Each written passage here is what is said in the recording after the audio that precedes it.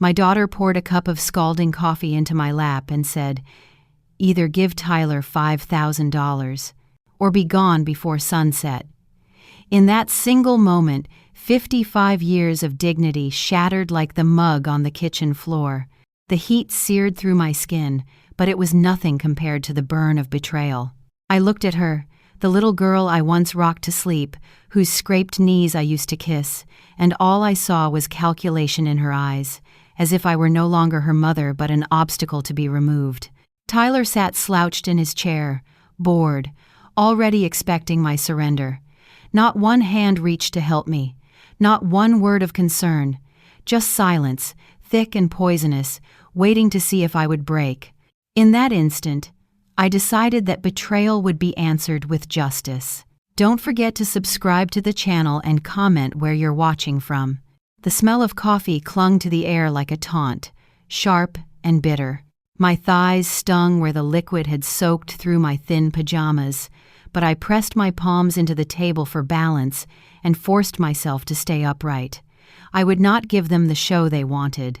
Melissa's arms were crossed, her chin tilted in that familiar way that always meant she thought she had the upper hand. She had perfected that pose over the years, the posture of someone who believed she was in control of the room.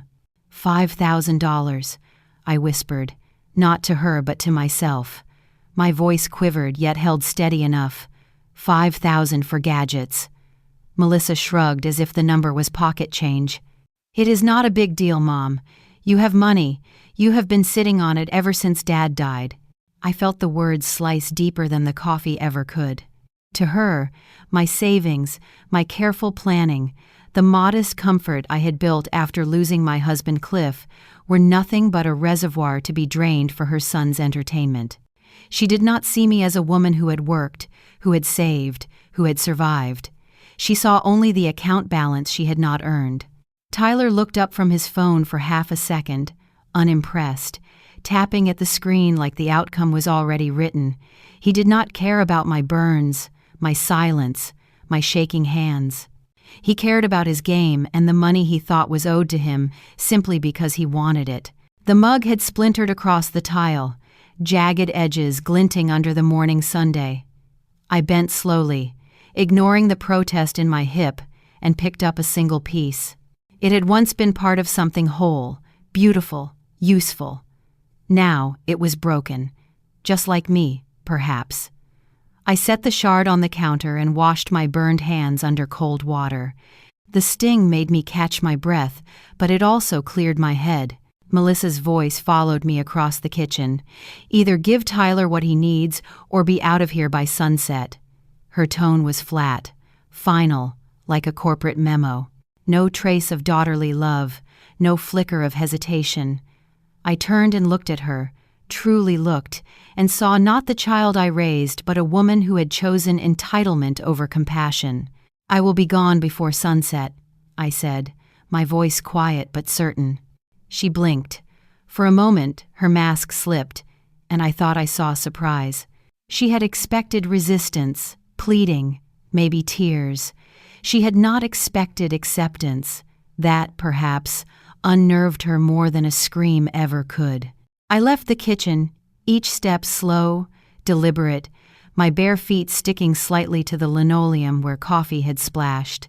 I passed the framed photographs on the wall, Melissa at 6 in her ballet costume, Melissa at 12 holding a trophy, Melissa at her college graduation with me smiling beside her. In those photos, I looked proud, hopeful. Now I felt only hollow. Upstairs, the mirror above the dresser caught me. I saw a woman with damp fabric clinging to her legs, hair tousled from sleep, eyes ringed with exhaustion. Yet beneath the weariness, there was something new, a spark of steel. Betrayal had not destroyed me, it had revealed me. I sat on the edge of the bed, the one I had been given after my hip replacement, the one Melissa had insisted I use so she could keep an eye on me. At the time, I thought it was kindness. Now I understood it had been controlled. Every act of care had strings attached, invisible at first, tightening over time until I could barely move without permission. I remembered the nights after my surgery when she had hovered at the door, telling neighbors I was too tired to see them, intercepting phone calls, assuring me she would handle the bills so I could rest. I had believed her. I had mistaken her control for generosity. That realization ached more than my hip ever had. On the nightstand lay a folded towel. I pressed it gently against my lap, not so much to ease the sting, but to give my hands something to do, a ritual to keep me steady. Outside, a dog barked, life continuing indifferent to my small disaster. Inside, silence pressed heavily against the walls. I thought of Cliff then. If he had been alive, he would have never let this happen. He would have stood beside me, his arms steady around my shoulders, his voice calm but firm. He had always believed dignity was worth more than comfort. He had told me once, long ago, that justice is not loud, it is steady. The words came back now, threading through my mind, anchoring me. I stood again, walked back to the dresser, and looked at myself in the mirror. The woman staring back did not look broken. She looked decisive. My daughter thought she had humiliated me into submission. What she had done instead was ignite a resolve I had forgotten I carried. In that reflection, I saw the mother who had raised a family, who had worked shifts late into the night, who had paid bills and saved pennies, and carved a life from very little. That woman was still here. She would not be erased by coffee stains or cutting words. I whispered again, this time not for Melissa to hear but for myself. I will be gone before sunset. The words were not a retreat. They were a promise. The clock on the nightstand ticked steadily, each second pulling me closer to the moment I would leave this house, not as a burden, but as someone who chose to walk away. I glanced back once more at the broken mug downstairs in my mind. Its fragments glinted sharp and unforgiving, but even broken, they proved the mug had once been whole. So was I. The sun rose higher, casting long stripes of light across the bedroom floor. The day had only just begun, but for me, something had already ended. The life where I stayed silent out of gratitude, where I mistook control for care, where I believed love excused cruelty, that life was over. I placed my hand flat against the dresser, steadying myself, and breathed. Humiliation had tried to crush me. Instead, it had called me to stand. By sunset, I would be gone, and when I walked out that door, I would carry not just a suitcase but the certainty that betrayal, no matter how intimate, would never go unanswered again. Melissa once told me not to worry. She stood at the foot of my bed the week after my hip surgery, her voice soft as silk. "Don't worry, Mom. I'll handle everything." I remember nodding then, grateful through a haze of painkillers, believing her words were love wrapped in efficiency. At that moment, it felt like a blessing. Someone to take care of the endless details when I could barely walk from one end of the room to the other. What I did not realize was that her promise was the first loop of a rope I would not notice tightening until it cut into my skin. The memory came back to me like a replay I could not stop as I sat on the edge of the bed after the coffee incident. My hands were still red, my dignity still bruised, and yet all I could think about was the slow way Melissa had built her net around me. Every time she said, "Let me help," she was tying another knot. In the beginning, it seemed harmless. She offered to pay the bills online since I struggled to sit at the desk for long. She suggested putting my prescriptions under her account so she could pick them up on her way home from work. She smiled as she took my mail from the box, telling neighbors I was too tired to stand in the cold. At first, it felt like kindness. But kindness, I learned too late, is measured not by what is offered but by what is taken away in the process. I rose slowly and opened the top drawer of the dresser, the place where I usually kept my wallet, my driver's license, and the little envelope with spare cash. My fingers brushed against empty wood. The drawer was neat, almost too neat, as though someone had tidied it for show. My wallet was gone. My license, gone. The envelope with cash is gone. I froze, my hand resting on the bare surface, my breath caught halfway between inhale and exhale.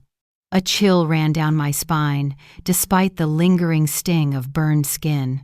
I searched the second drawer, then the third, even the pockets of old coats hanging in the closet. Nothing. It was as if my life had been quietly erased while I was distracted by healing. I whispered to the silence. "I paid the bills, Melissa." The walls answered back with her voice from downstairs, carried by memory. "You're lucky I let you stay here." That phrase had felt like gratitude wrapped in firmness when she said it weeks ago. Now I understood it was a reminder of my place. A guest. Temporary. Conditional. Not a mother. Not the woman who once sacrificed vacations and new clothes so her daughter could attend dance lessons. Just a burden permitted under her roof. I sat back on the bed and tried to trace the timeline. When had I last held my bank card? I remembered fumbling with it at the pharmacy a month ago. Melissa had laughed, gently at first, then sharply. "Let me do it, Mom. You'll only confuse the pin." She had slipped the card from my hand with the ease of a magician pulling a coin from behind a child's ear. I thought nothing of it then. My hip throbbed, the line was long, and I was tired. I thought she was saving me. In truth, she was saving the card for herself. The realization hit me like cold water. My accounts, my identity, my independence, already in her grip. She had probably arranged automatic transfers, paperless statements, everything in her email instead of mine. I had not seen a letter from the bank in months. I thought the world had simply gone digital faster than I. In reality, Melissa had taken the reins while telling me to rest. I reached for the nightstand and opened the drawer where I kept old letters. Cliff's handwriting on yellowed envelopes peeked out, steady and comforting. Beneath them, I usually kept a small folder with copies of my documents. My hand searched, trembling. The folder was gone. My breath caught. I closed the drawer, opened it again, as if it might reappear by magic. Still gone. A heaviness settled in my chest. This was no accident. Melissa had not only taken my wallet, she had taken my proof. Without those papers, what was I but a name easily erased from the records? I pressed my palms together, whispering to the empty room as though Cliff could hear me. I trusted her. I thought she was helping. The room felt smaller with every thought. The bed that once cradled my healing body now felt like a cage. The window that let in the morning sun now seemed like bars reflecting my reflection at me. My daughter's voice from that morning echoed, "Don't worry, Mom. I'll handle everything." Everything. The word twisted in my mind. What she meant was ownership. She would handle my money, my mail, my pills, my friendships, even my voice. And I had let her. I rose again, opening closets, drawers, boxes, searching desperately for some trace of independence. I found old scarves, Christmas cards, and a photo album, but none of the things that proved who I was in the world. My hand shook as I pulled out a winter coat and reached into the inside pocket. Empty. The envelope of spare cash I had kept for emergencies was gone. I sat on the floor with the coat draped across my lap and felt the weight of invisible ropes tightening. Care had become control. Love had become leverage. Every knot tied neatly with a smile. My throat ached with unshed tears, but I refused to let them fall. Tears would not untie the knots. They would only soak into them and make them stronger. I remembered a conversation 2 months ago. I had said to Melissa, "I can pay the utility bill this month." She had waved her hand dismissively. "No, Mom, I already set it up through my account." "It's easier that way." I had nodded, thinking she was efficient. Now I realized she was efficient at replacing me with herself. I remembered another moment. I had asked her to hand me the checkbook so I could send a birthday gift to my sister. She had smiled and said, "Checks are outdated, Mom. I'll Venmo her from my phone. She'll get it faster." I had smiled back, grateful. I had not seen then that she was cutting me out of my own relationships. Even gifts now carried her name. I rocked slightly on the floor, coat heavy across my knees. The house hummed with the sound of a television downstairs. Tyler laughed faintly at something on his screen. Melissa's voice floated up, crisp, impatient, telling him to clean up. Life in the house continued as if nothing monumental had just happened. To them, maybe nothing had. To me, everything had. I whispered again into the silence. "I paid the bills, Melissa." The words sounded feeble against the reality that I could not even find my own license.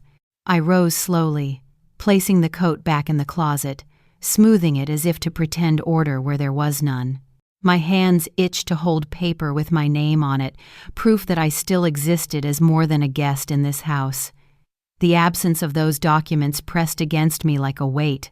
The pacing of my breath quickened, shallow, as I realized the depth of her control. Every practical detail of my life now ran through Melissa's hands. I had given her the passwords when I was in pain, grateful for her help. She had not returned them. I had let her fetch my mail. She had stopped showing me what came. I had let her answer calls when I was too tired. She had stopped telling me who had asked for me. Each memory was another knot in the rope, cinched tight, pulling me further into silence. I walked to the mirror again and stared at myself. My reflection was weary, the lines of age clear, but there was also something fierce in my eyes. I saw the rope. I saw the knots. And once you see them, you cannot pretend they are a blanket. Melissa's words from that morning echoed again. Either give Tyler $5,000 or leave by sunset. I almost laughed, though there was no humor in it. She believed she held all the power, but she had overlooked one thing. I was still here, I still saw, and once you see the cage, you begin to look for the key. I turned from the mirror and walked back to the dresser. The drawer was still empty, the folder still missing. But the emptiness itself was a kind of evidence, proof that I was being erased, and erasure, once revealed, becomes fuel. My mind steadied. Justice would not be loud, it would not be fast, but it would come. I folded the towel on the bed, smoothing it with careful fingers, and whispered again, not to Melissa, not to Tyler, but to myself. I will not be owned. The ropes might still be tight, but I had felt them shift. And once you feel the shift, you know they can be loosened. The clock ticked steadily, each second another chance to breathe. Each second was another reminder that the day was not over, that sunset was still hours away. Enough time to plan, enough time to act. I closed my eyes and let the silence settle. Somewhere downstairs, Melissa laughed at something on the television, oblivious. She thought she had already won. She thought her mother was trapped. She thought control was permanent. But ropes can fray, and when they do, the one who tied them often forgets how sharp they become. Fade. The camera of memory zoomed in on the empty drawer, a close-up of the absence itself, then out to my steady hands resting on the dresser. Because sometimes the cruelest form of care is not care at all. It is possession dressed up as kindness, and possession can be broken when the one being held remembers who she is. The suitcase had been sitting on the top shelf of the closet for years, hidden behind boxes of winter scarves and a forgotten stack of gift wrap. Its corners were dusty, the leather cracked from age, but it was still intact. I dragged the chair closer, climbed up slowly, and reached for it, with hands that trembled, yet would not stop. My hip ached, my arms shook, but I gripped that handle as if freedom itself were stitched into its seams. The suitcase came down heavy, landing on the bed with a muffled thud that echoed like a gavel. For a long breath, I just stared at it, remembering all the times I had used it for vacations, weekend visits, trips with Cliff when we were young enough to think time was infinite. Now it was not an accessory of travel. It was a vessel of escape. I unzipped the suitcase. The sound cut through the silence, sharp and final. My hands shook, but not from weakness, something deeper, a blend of grief and resolve. I touched the fabric lining inside.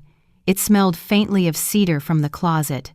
I thought to myself, I always knew this day would come. I had never admitted it out loud before, but somewhere in my bones, I must have known the ropes Melissa tied around me would one day need to be broken. I opened the dresser drawer and began to fold clothes, slowly, deliberately, as if each crease carried the weight of my decision. A cardigan I wore every Sunday, a blouse Cliff had once complimented, a scarf my sister had sent from Boston years ago. Each piece of fabric carried a memory, a reminder that I was more than the sum of Melissa's dismissive words. With each fold, I whispered silent affirmations. You are not a burden. You are not disposable. You are still Ruth.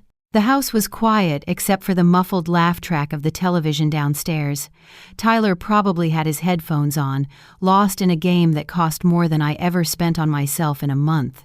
Melissa would be pacing, making lists, speaking on the phone with that clipped tone she used when she wanted to sound important. They had no idea I was packing. They thought humiliation would keep me still. They thought wrong. My hand brushed against the nightstand drawer, and I remembered the folder that had gone missing. Fear rose in my chest, sharp as a blade.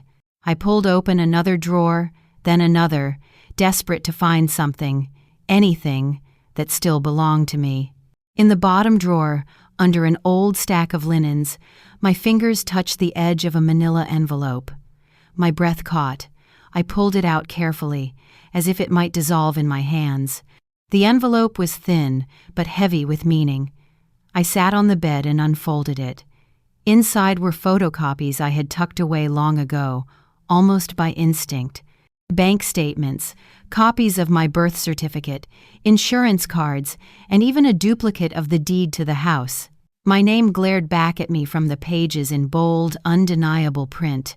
My hands shook harder now, not from fear but from vindication. Melissa had erased me from the drawers, but not from the world. The proof of my existence was still here. I traced my finger along my name on the deed. I remembered the day Cliff and I signed it, our hands brushing as we passed the pen, the pride in his smile when the ink dried. That house had been ours. It had been the stage for birthdays, Christmas mornings, late-night talks, and arguments that always ended in forgiveness.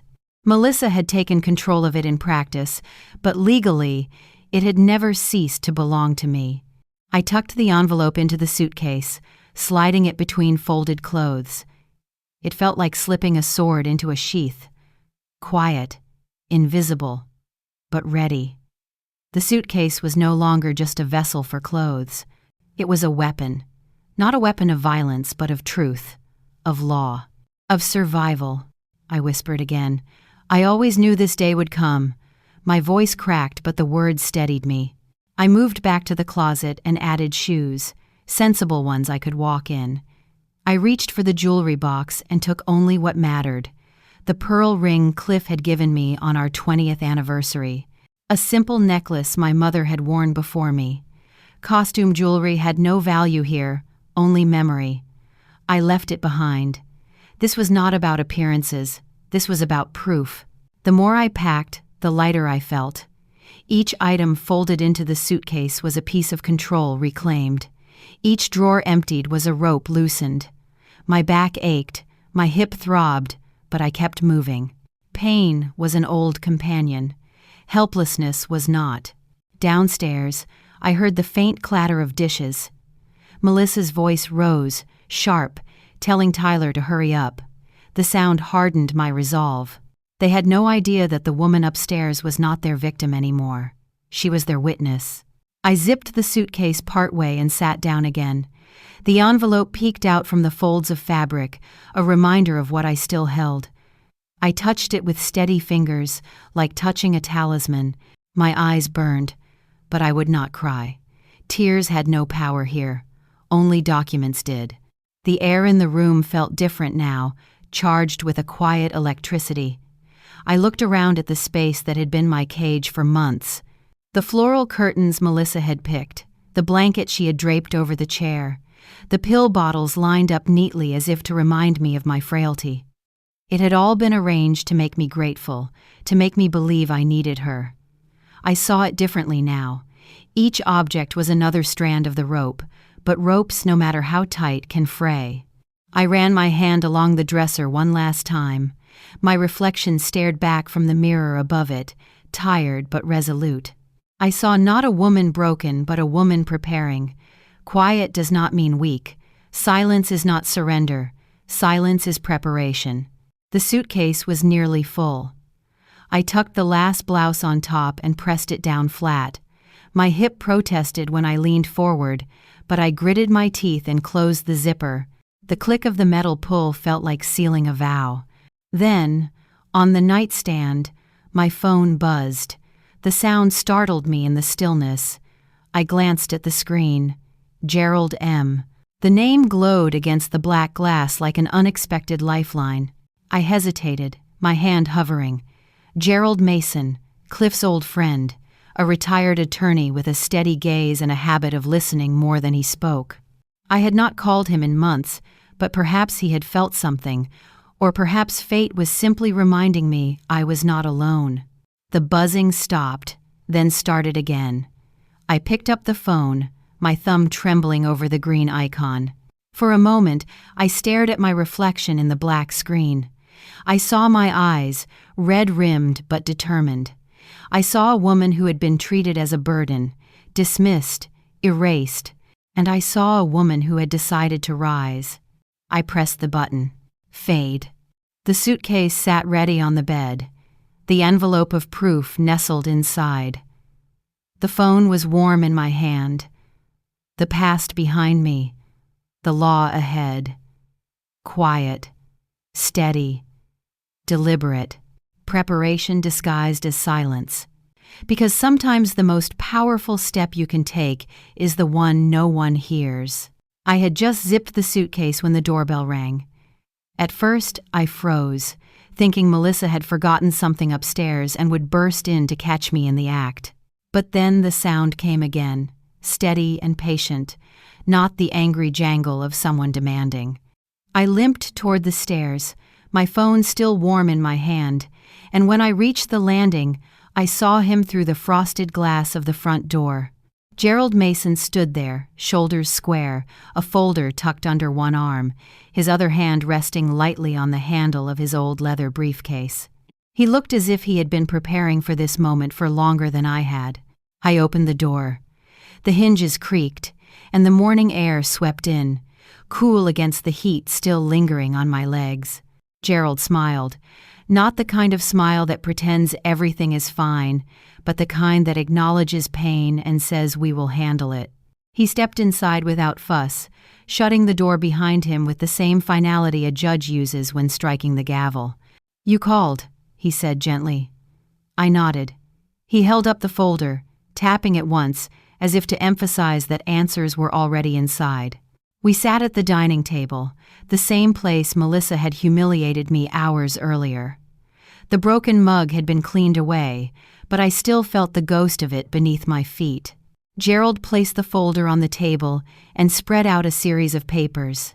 His movements were calm, methodical, the habits of a man who had spent decades turning chaos into order. I whispered, "I do not know where to begin." He looked me straight in the eye and said, "Quiet does not mean powerless. You start with what you still hold. Tell me everything." So I did. The coffee, the ultimatum, the missing wallet and license, the empty drawers, Melissa's constant refrain of, "Let me handle it." As I spoke, the knots in my chest loosened. Gerald listened without interrupting, scribbling notes on a yellow pad with a fountain pen. Each stroke of ink felt like a lifeline. When I finished, the silence lingered for a moment.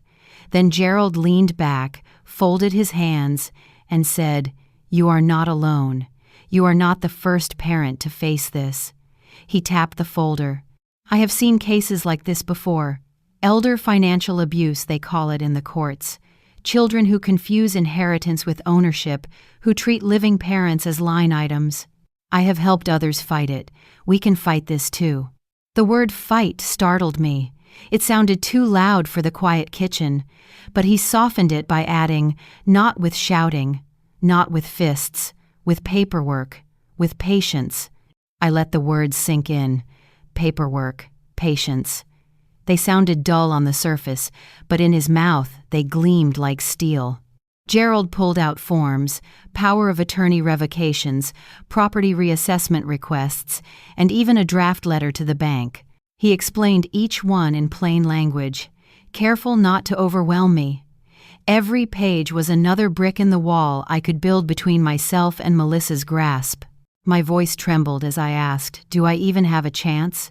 She has taken so much already." He shook his head firmly. "She has not taken everything.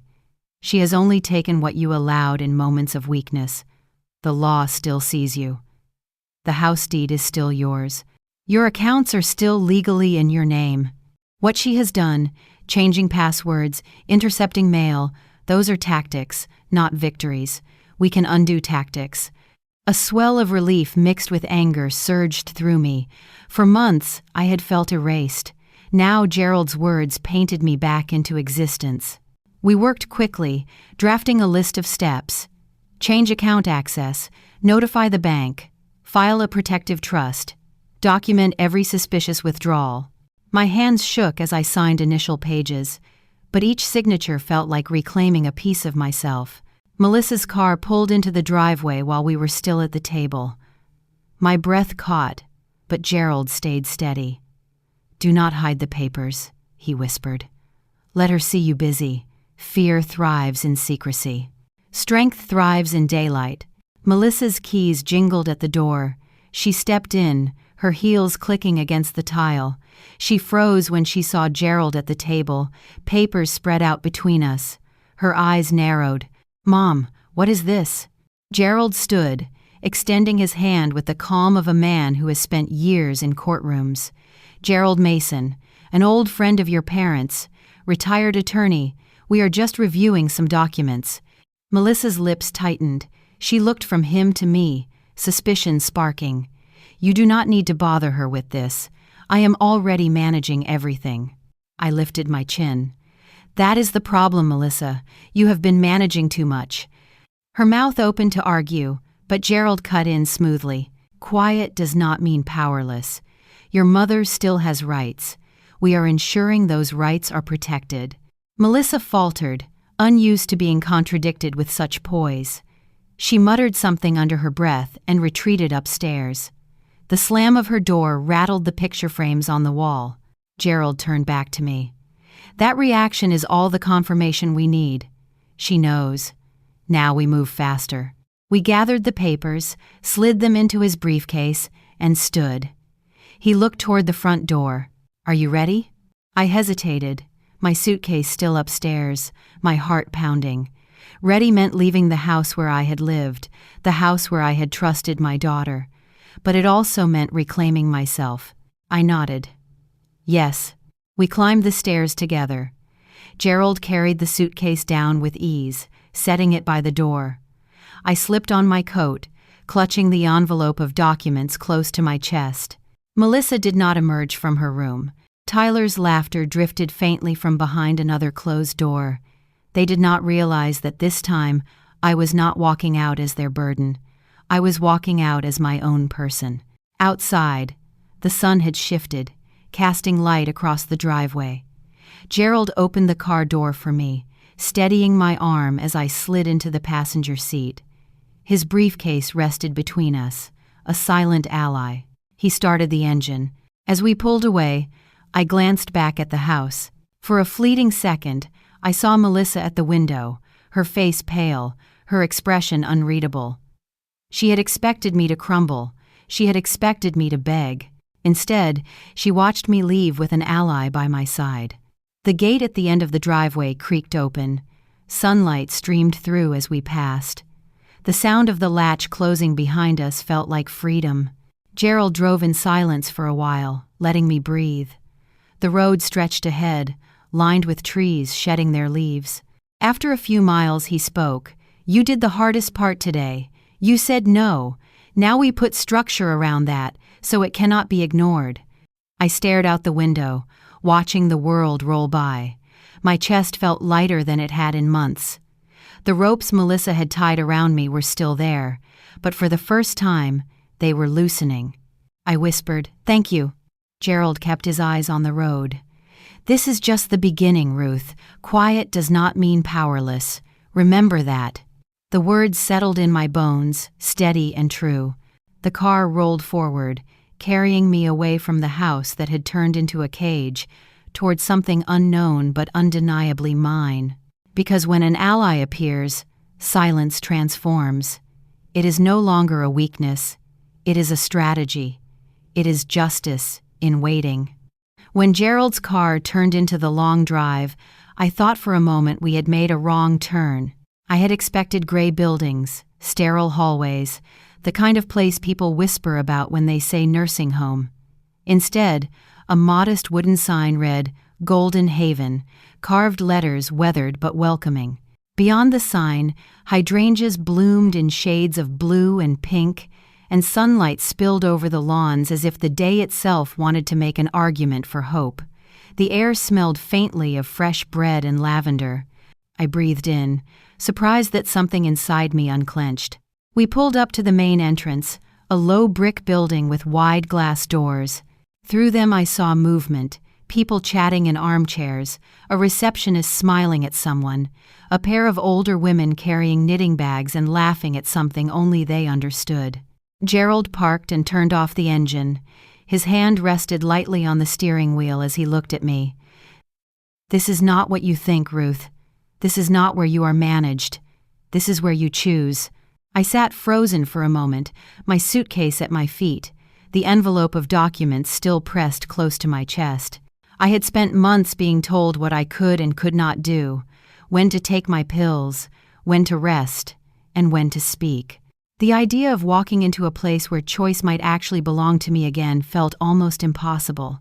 Gerald opened his door, walked around, and helped me out with the kind of patience that never felt patronizing.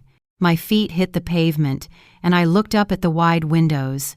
Sunlight poured through them, illuminating the faces of people who looked like they belonged, not because someone let them stay, but because they had chosen to. Inside the doors, a receptionist with kind eyes greeted me. "You must be Ruth. Welcome to Golden Haven," Gerald called ahead. She extended a clipboard, but her smile was not forced. It was an offering, not a demand.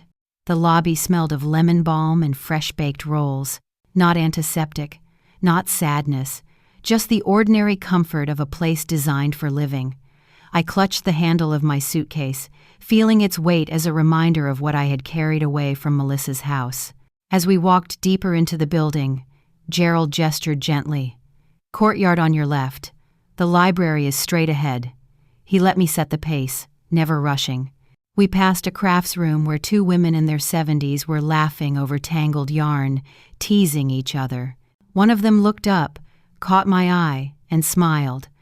For a brief moment, I felt seen, not as a burden, not as a resource, but simply as a person. When we reached the courtyard, I stopped. At the center was a koi pond, water glinting in the sunlight. Orange and white fish glided beneath the surface, unhurried, graceful. I had not realized how long it had been since I sat by water just to think. Melissa always said there was no time for such things, that I needed to focus on recovery, on routine, on being careful. But watching those koi, I remembered afternoons by the lake with Cliff, both of us sitting quietly, letting the ripples tell their own story. "Here, no one manages you," Gerald said softly beside me. "You choose." The words struck me deeper than I expected. No one manages you. For months, Melissa had managed everything, my bank accounts, my prescriptions, even my friendships. She intercepted calls from neighbors and told them I was too tired. She turned away invitations to the bridge club without telling me. She said it was all for my good. But standing by that koi pond, I realized it had never been for me. It had been for her. I whispered. She kept me from everything. My voice cracked, but I kept speaking. She told people I was not well enough. She told me the world was too much. She built a wall around me and called it care. Gerald nodded slowly. Abusers isolate. They make you believe the silence is safety, but silence can also be a prison. The koi swam in gentle circles, their scales catching the light like coins at the bottom of a fountain. I felt tears sting my eyes, not from grief but from the shock of possibility. I was no longer behind Melissa's wall. I was here, by choice, standing on my own feet, breathing air that smelled of bread and lavender. We walked further, past a small library lined with shelves. The scent of books hit me, warm and familiar. I thought of the nights I used to read until midnight before Melissa insisted she needed to take over the mail, the bills, the clutter of daily life. She said I should rest, but what she meant was I should disappear. A woman in the library looked up from her book and waved. Another smiled as she arranged a puzzle. No one asked what I could provide. No one demanded a credit card or a signature. They simply existed, and I was welcome to exist among them. I carried my suitcase up to the small unit Gerald had arranged for me to see, a studio with a kitchenette and a balcony overlooking the pond. Modest, simple, but mine. The word mine rolled through my chest like a revelation. Melissa had made me believe nothing was mine anymore. Here, I could set down my cup where I wanted. I could close the curtains or leave them open. I could decide whether to answer the phone or let it ring. I set the suitcase on the floor and unzipped it. The envelope of documents slid out, landing softly on the bed. My name stared up from the deed, bold and unwavering. I touched it and whispered, "You did not erase me." Gerald stepped into the doorway, his voice calm. "This is a start, Ruth. Not the end, but a good start." I looked at him, then back at the pond outside the window. The koi moved lazily, free, unhurried. For the first time in months, I felt something like freedom, too. Later, sitting on the balcony, I thought about all the invitations Melissa had turned down on my behalf. The bridge club, the neighbor who brought flowers, the church committee. She had cut me off piece by piece, until I thought the world no longer wanted me. But that had been her lie, not the truth. The truth was waiting here, in laughter spilling from the crafts room, in the smell of bread from the kitchen, in the gentle presence of the koi. The sun lowered, painting the water gold. Gerald joined me, carrying 2 cups of tea from the cafeteria. He handed one to me. I held it in both hands, feeling its warmth. He said, "You still have choices. That is what matters." I nodded. Yes, choices. The tea steamed, rising into the cool evening air. I thought of Melissa, of Tyler, of the house that no longer felt like mine. I thought of the silence she had wrapped me in, convincing me it was safety. And then I thought of this place, this golden haven, where silence was simply a pause between choices. I looked at Gerald, then at the pond, then back at the envelope on the bed inside. I realized I was not just surviving anymore. I was beginning. The camera of memory lingered on the koi pond, water shimmering under the last light of day, then slowly shifted to my face. The lines of grief were still there, but so was something new, a softness, a lightness, the look of someone who has stepped out of a cage and felt the sun on her skin again. Because truly living is not about how much you are managed, it is about how much you can still choose. The dining table at Golden Haven was nothing like the one I had left behind in Melissa's kitchen. There were no shards of broken mugs, no sticky rings of coffee staining the wood. Instead, it was cleared and waiting, polished under the warm glow of a lamp. Gerald set his leather briefcase on it with the gravity of a man who knew paper could change lives more than shouting ever could. He pulled out folders, stacks of bank statements, copies of forms, and notarized templates. Soon, the table was covered edge to edge, every page carrying a piece of my story. My hands trembled as I opened my notebook, the one I had hidden from Melissa and filled with shaky handwriting. I had written down every suspicious moment, every time a bill disappeared, every unexplained withdrawal. My words spilled across the yellow pages, uneven but clear. Gerald took the notebook from me gently and set it beside the stack of bank records he had already gathered through his contacts. He tapped his pen against the paper, slow and steady. "This," he said quietly, "is where you stop being erased. This is where the paperwork speaks." He slid a statement toward me. At the top was my name. I stared at it, letting the bold letters sink in. It was proof that I still existed in ink, no matter how many drawers Melissa emptied. Each page was a record, each number a witness. We moved quickly at first. Gerald matched my notes to transactions. A withdrawal at 3 a.m, an online purchase of electronics that I had never seen, Netflix charges with profiles labeled Tyler. Every match was like a puzzle piece clicking into place, painting the picture of what Melissa had been doing. My pulse quickened with every connection, but then we slowed. Gerald pointed to a line in one of the documents, property deed, current owner, Ruth Langley. My breath caught. I thought Melissa had taken it from me during my surgery. She had spoken as if the house were hers now, as if transferring it had been routine. But here it was, in black and white. My name, not hers. Gerald leaned back, eyes sharp. She never filed the full transfer. She tricked you into thinking she had control, but you never signed over power of attorney. That house is still legally yours. I pressed my fingers to the page. The paper was thin, but in that moment it felt like armor. For months I had believed I was displaced, a guest in her domain. Now I saw it was the other way around. She had been squatting in what was still mine. I whispered, she lied. Gerald nodded. Lies collapse under documentation. That is why we gather every page. That is why we let the paperwork speak. I closed my eyes and remembered all the times Melissa had told me not to worry, that she would handle the mail, the utilities, the taxes. I had believed her. I was tired, because I wanted to trust my daughter.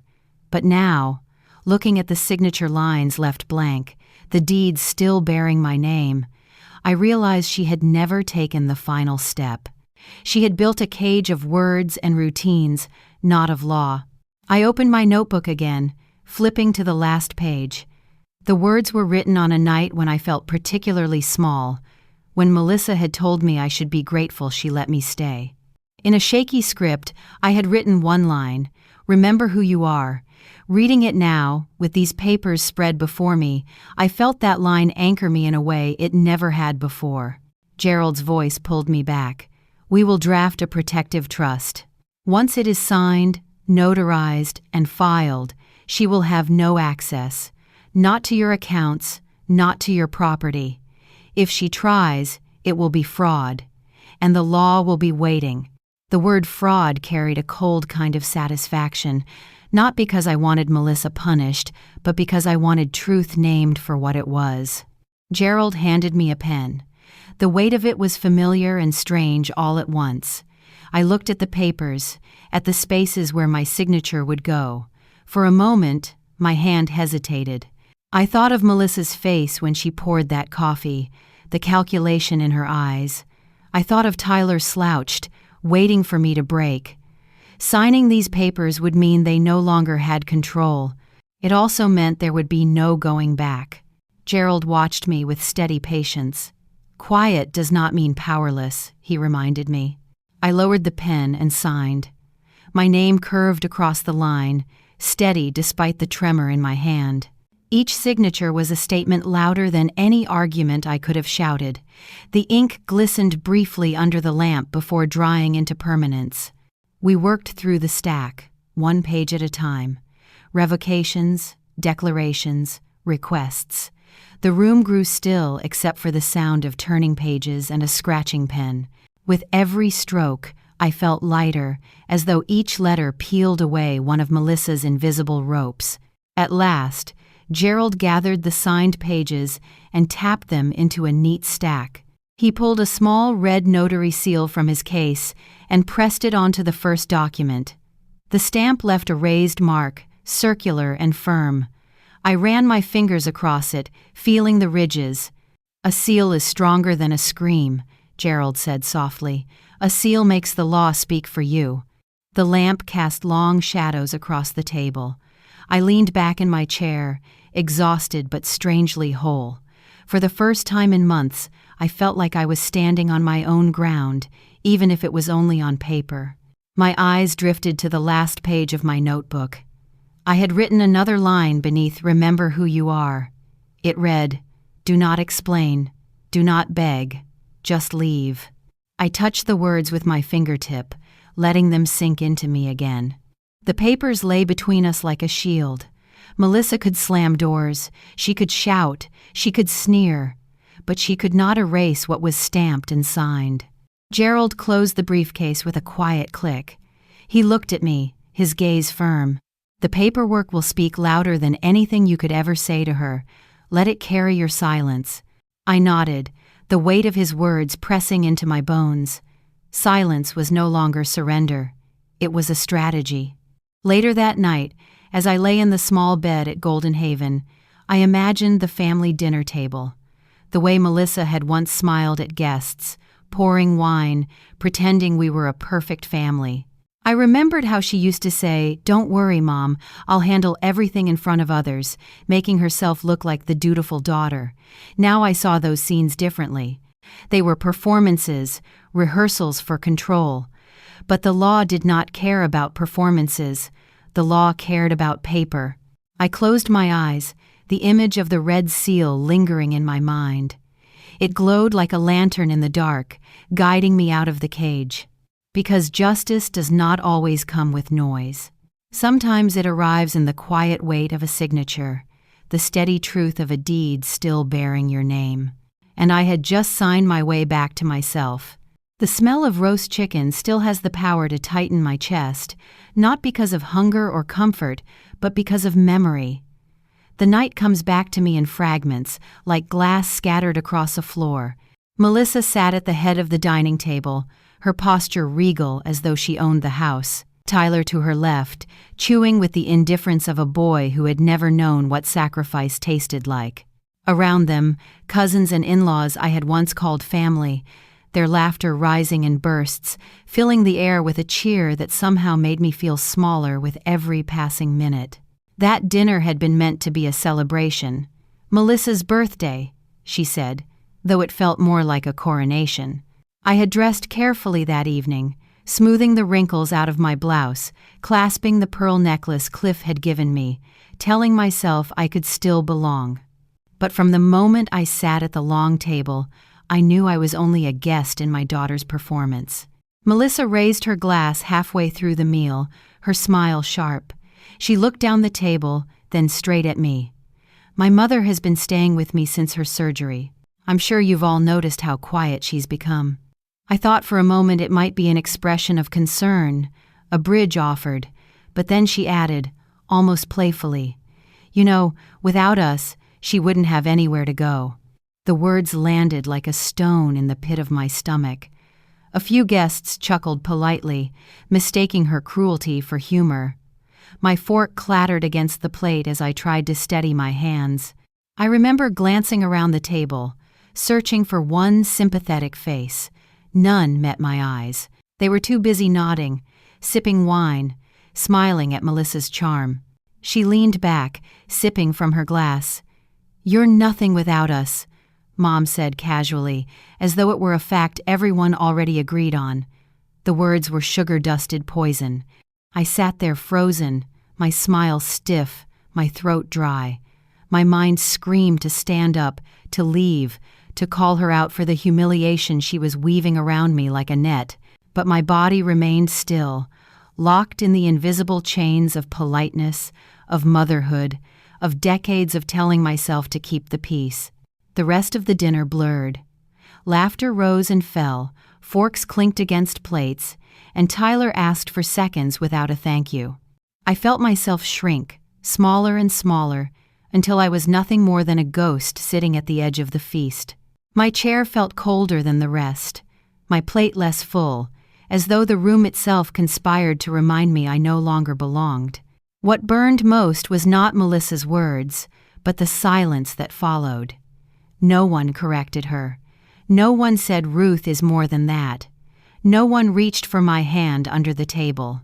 The only sound was the scrape of knives and the polite murmur of conversation, as though nothing cruel had been spoken. That silence was the verdict, and in that moment, I knew Melissa had succeeded in painting me invisible, I replayed that dinner countless nights afterward, lying awake in the guest room, staring at the ceiling fan. Her words echoed, "You're nothing without us." Each time they echoed, they hollowed me out a little more. I began to believe them, until the coffee incident forced me to see that humiliation for what it was, not truth, but strategy. Now, sitting in the quiet of Golden Haven, Gerald's briefcase closed and the paperwork safe, that dinner replayed again in my mind. This time, though, I saw it differently. I no longer saw myself as the ghost at the end of the table. I saw myself as the witness. Melissa's smug smile, the empty chair beside me, the laughter that felt rehearsed, all of it was evidence. Evidence of how long she had been building her narrative of control. I remembered the way she poured wine for everyone else before filling my glass last, barely a splash.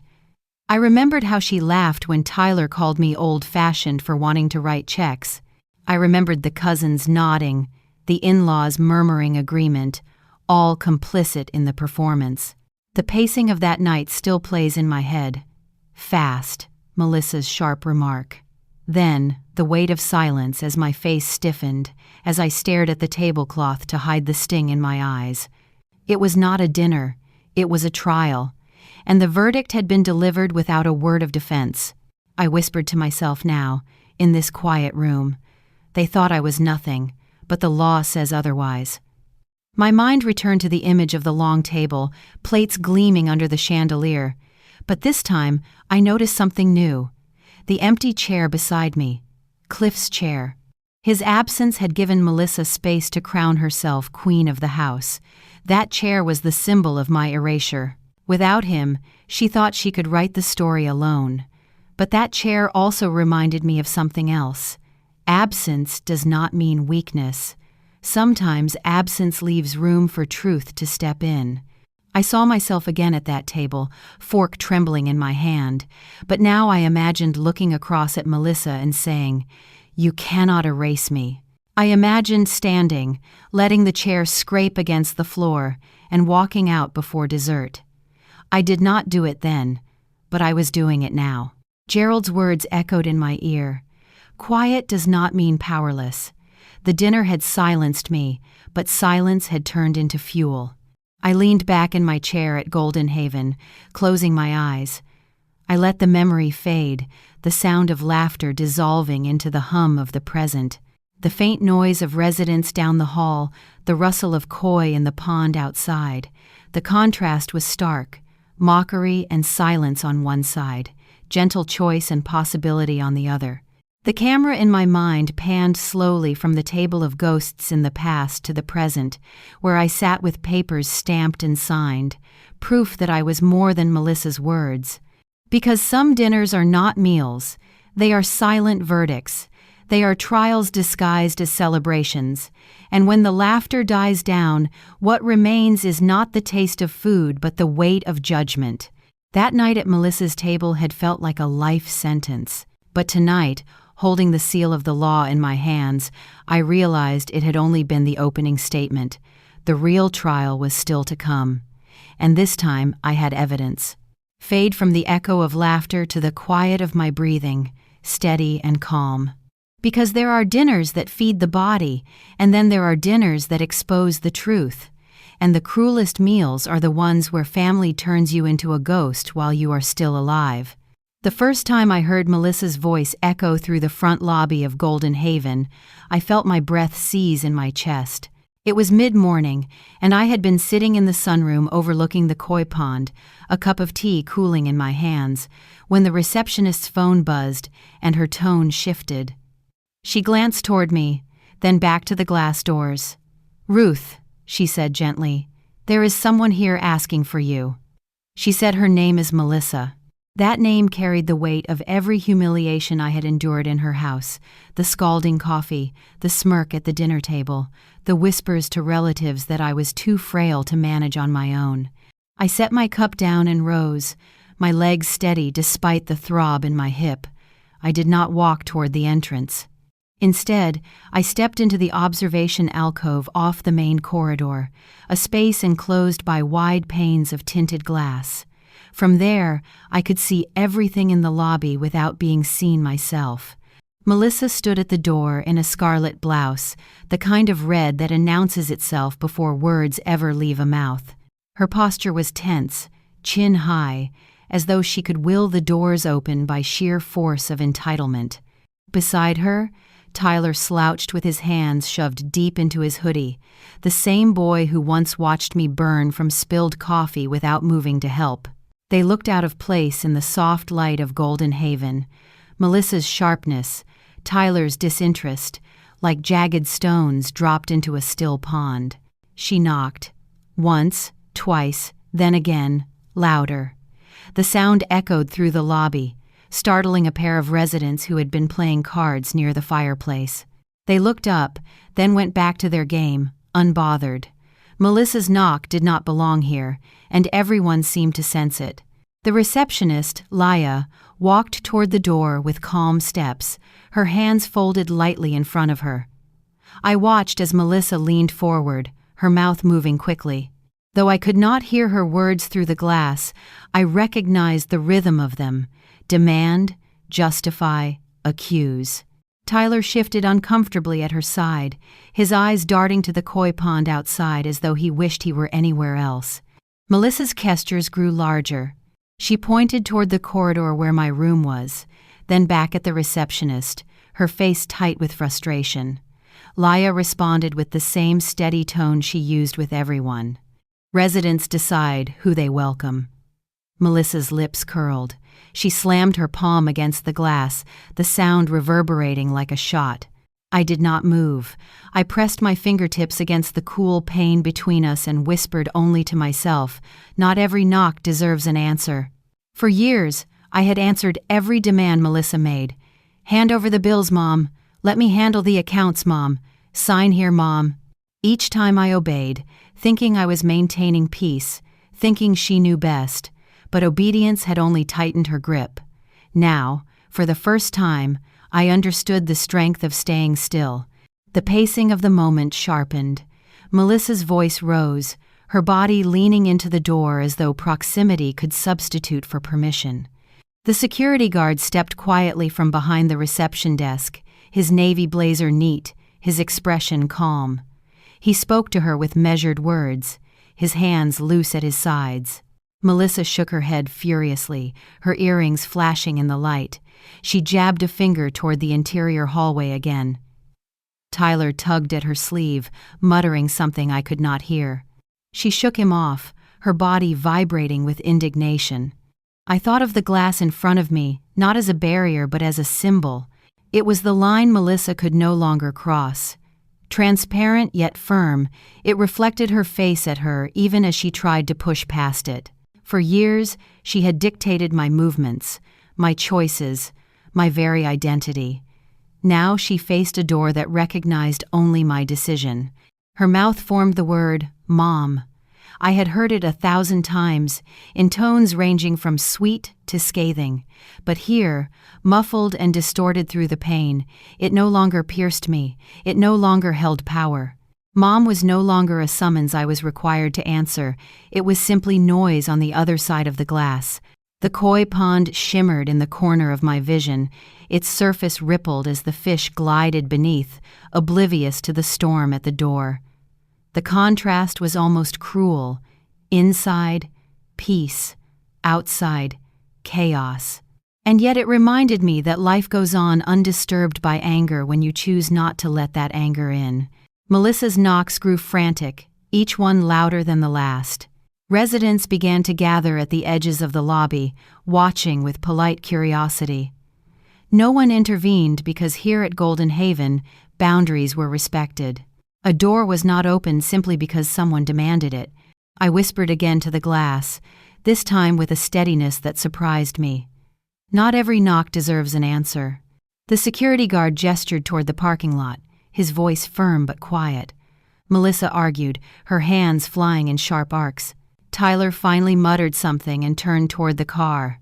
His body language was the same as always, disinterest, entitlement, boredom, but now tinged with something new, unease.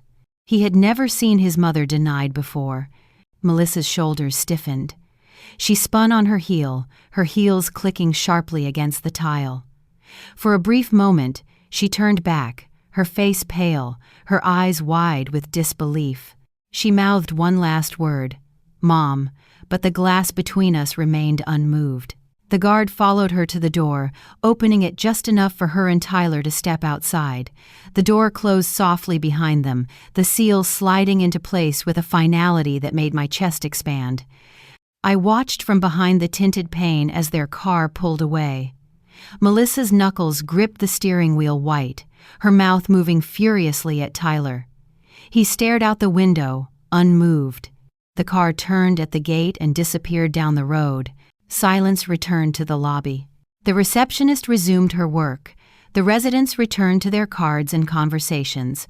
The koi swam beneath the water as though nothing had happened at all. I remained by the glass, my hand still resting against it. My reflection stared back at me, not the weary ghost Melissa had tried to make me, but a woman who had discovered the strength of refusal. The camera of memory lingered on the pane, showing Melissa's absence outside and my presence within. Then it shifted slowly to my face, calm and composed, the faintest hint of a smile playing at my lips. Because true strength is not in answering every call, it is in choosing whose voice you let into your life. That morning, for the first time, I felt the full weight of that choice, and it was lighter than anything I had ever carried. The morning I signed the irrevocable trust, the conference room smelled faintly of ink and polished oak. Gerald had arranged everything at his old law office downtown, a modest building with tall windows that looked out onto maple trees, shedding their leaves. The air outside was brisk, but inside the table was warm with the spread of documents he had prepared. My hands rested on the smooth grain of the wood, as if steadying myself for a climb. Across from me, a banker in a navy suit shuffled papers, his glasses perched low on his nose.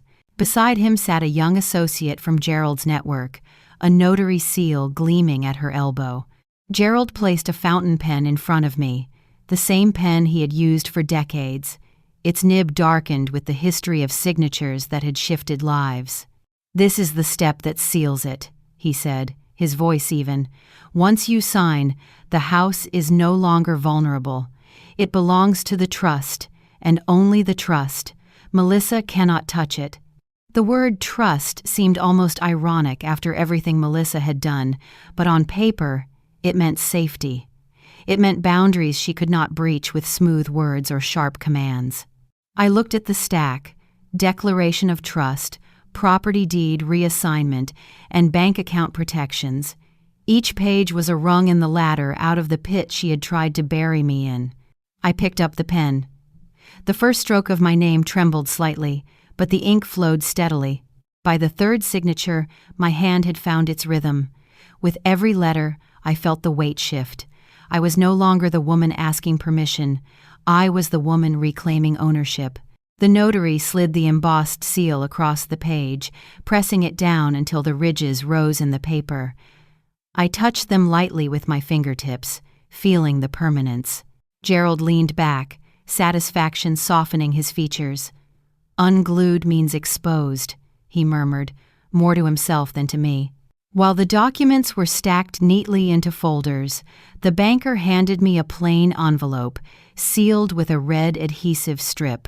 Inside, he explained, was confirmation of the property reassignment, official acknowledgement that the house was no longer in my individual name but secured within the Ruth Langley Irrevocable Trust. That envelope was more than paper. It was a shield.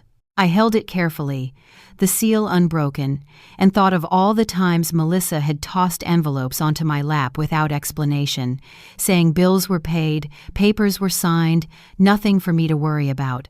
This envelope was different. It was mine, and it spoke louder than her entire arsenal of words. The pace of the day quickened. We moved from the lawyer's office to the bank. At the counter, Gerald introduced me to a financial protection officer who specialized in cases like mine.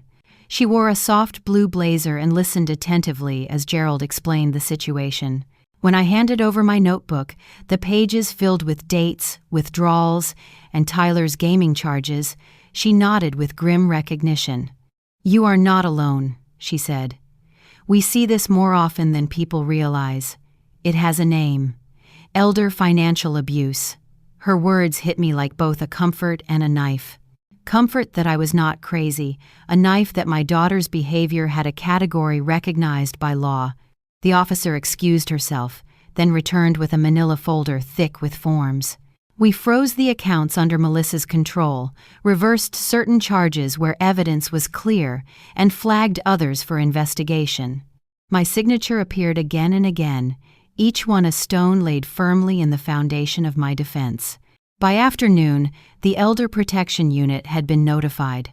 The officer explained that a preliminary investigation would open immediately based on the evidence we provided: the forged checks, the unauthorized withdrawals, and the attempts to access accounts without consent. Melissa's name was written on the intake form, not as my daughter but as the subject of inquiry. I sat back in the chair, breath slow, as the reality settled in. For so long, I had believed she held all the power, that my silence was the cost of survival. Now silence had turned into evidence, and evidence had turned into action. On the ride back to Golden Haven, Gerald kept the sealed envelope in his briefcase, his hand resting on it lightly as though guarding a crown jewel. I watched the trees blur past, their leaves scattering across the road, and thought of all the times Melissa had laughed at me for being outdated, for keeping paper when she insisted everything be digital. She did not understand that paper remembers what people try to forget. When we arrived, I carried the envelope to my room like a relic. I set it on the desk, the red seal catching the late afternoon sunday. For a long time, I simply stared at it, letting its weight sink into me. That small package held proof that Melissa could no longer erase me with a word, no longer treat me as invisible. The law had spoken, and it had spoken in my name. I whispered to the room, "Justice does not shout, it signs." The koi pond outside shimmered under the golden light. I opened the balcony door and stepped out, the autumn air crisp against my face. I imagined Melissa standing in her kitchen, opening the mailbox, finding a letter from the trust's legal counsel. I imagined the way her hands would tremble, the way her practiced smile would falter. For the first time, she would realize her control had not been power at all. It had only been borrowed time. The pacing of my thoughts slowed. The frantic energy of paperwork and signatures gave way to stillness. I listened to the gentle splash of water in the pond, the distant laughter of residents, and the soft hum of life lived freely. In my mind, the camera of memory zoomed in on the sealed envelope resting on my desk, the red strip gleaming like wax. It lingered there, then faded slowly to the reflection of koi swimming beneath the afternoon sunday.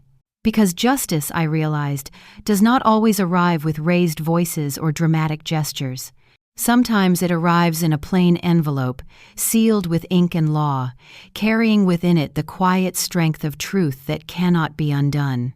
And that envelope sat in my room, untouched but unbreakable, waiting to speak louder than Melissa ever could. The late afternoon light slanted across the courtyard, turning the koi pond into a sheet of molten gold.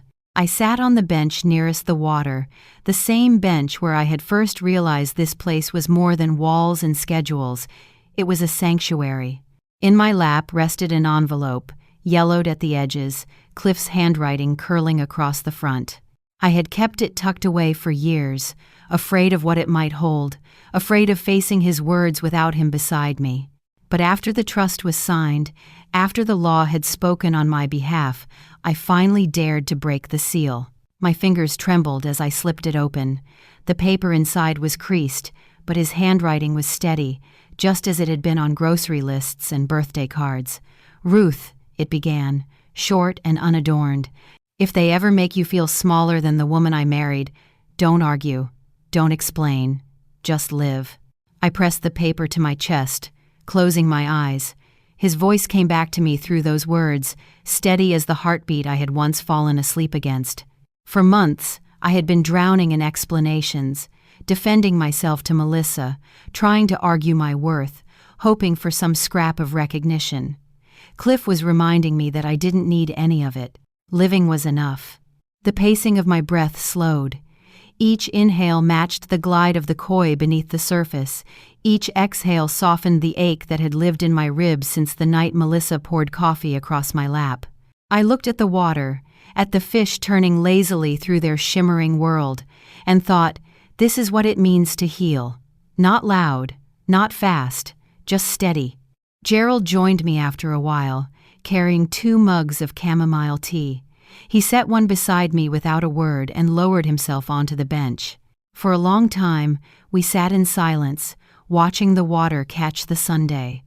When he finally spoke, it was in that calm, deliberate tone I had come to trust. You did what many never get the chance to do. You ended the cycle, not with shouting, not with revenge, with a door you chose not to open, and a line you signed in ink. I whispered back, justice isn't loud, it's steady, and it lasts. He nodded, his eyes on the water. Melissa will rage, she will deny, but the law is already moving. You don't have to do anything else. You've already done enough. The twist of the moment settled deep into me. For so long, I believed justice meant confrontation, raising my voice until it shook the room. But here, with Cliff's letter in one hand and Gerald's presence beside me, I understood that justice could also be quiet, written in signatures and sealed envelopes, carried out by steady processes that asked nothing of me but truth. As the sun sank lower, residents wandered past on their way to dinner. A woman waved from the path, her smile warm. Another stopped to admire the koi before moving on. Each interaction reminded me of something Melissa had tried to steal. The simple rhythm of belonging, the freedom to choose who I acknowledged, the power to decide how my day unfolded. I traced the words in Cliff's letter again. Don't argue, don't explain, just live. It was not just advice, it was permission.